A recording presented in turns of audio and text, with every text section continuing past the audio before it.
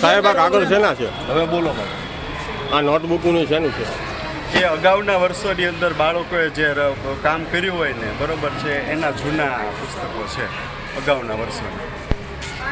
આમાં આધાર card, ration card, બેંકોની ઓલી બધું છે. કોઈના ડોક્યુમેન્ટ મિસ થાય તો એનો જવાબદાર કોણ? એ અગાઉના જૂનાની છે અને એ આની સાથે હતા એને મને ખબર નહોતો. સાહેબ આ બિલકુલ નવા છે, આનો ઉપયોગ નથી થયો. આ યુઝ થયા વગરના પુસ્તકો છે, પાઠ્ય પુસ્તકો છે. આ પાઠ્ય પુસ્તકો આ ટેમ્પાની અંદર આખો ટેમ્પો ભરીને ભંગારી લઈને જતો હતો. અમે તપાસ કરતા આ ભંગારીએ કીધું કે ભાઈ અમે તો આ 15 રૂપિયા કિલો આ પાઠ્ય પુસ્તકો આ પસ્તી લીધી છે અને અમે આ ભંગારમાં વેચવા માટે જઈ રહ્યા છીએ.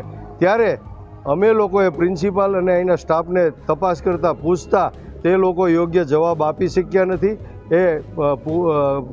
એનું કારણ જણાવી શક્યા નથી. અને અમને જાણવા મળ્યું કે આ પ્રિન્સિપાલ અને એમના સ્ટાફે ખૂબ મોટું કૌભાંડ સ્કેન્ડલ આચર્યું છે. સરકાર દ્વારા જે ફાળવવામાં આવતા ગરીબ વિદ્યાર્થીઓ માટેના પુસ્તકો આ લોકો બારોબાર એનો વહીવટ કરી નાખે છે, વેચી મારે છે.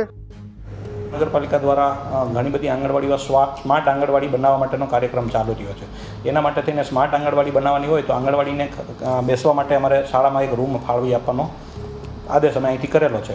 એ રૂમ ખાલી કરવા માટે થઈને એ રૂમની અંદર જે વધારાનું સાહિત્ય હતું એનો નિકાલ કરવો પડે એમ તાત્કાલિક જરૂરિયાત હતી, કારણ કે આજથી જે આંગણવાડીવાળાને એ રૂમ આપવાનો હતો.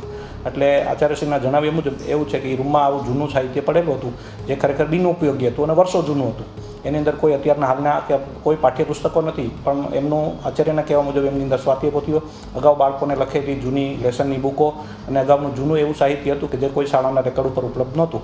એટલે આચાર્યશ્રીના જણાવ્યા મુજબ આવા સાહિત્યના નિકાલ કરવા માટે થઈ અને એમણે આ પસ્તી આપેલું છે એવું મને જાણવા મળ્યું છે. અમારી તમામ માહિતીથી અપડેટ રહેવા માટે જોડાયેલા રહો S9 ન્યૂઝ સાથે.